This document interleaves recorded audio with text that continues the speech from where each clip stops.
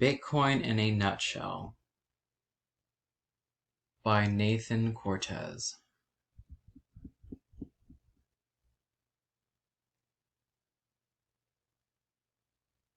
So you might ask yourself, what is Bitcoin? Bitcoin isn't like ordinary money.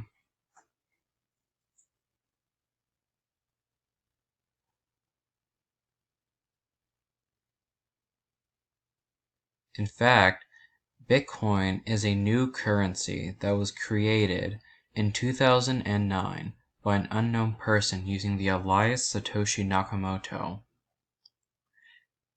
It can be used to book hotels on Expedia, shop for furniture on Overstock, and even buy Xbox games. And now transactions are made with no middlemen, meaning no banks.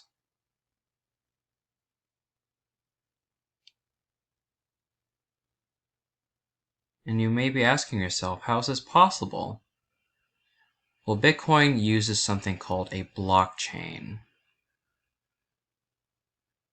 which essentially is a decentralized ledger of all transactions across a peer-to-peer network.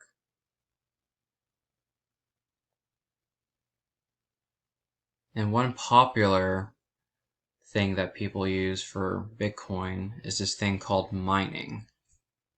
People compete to mine Bitcoins using computers to solve complex math puzzles.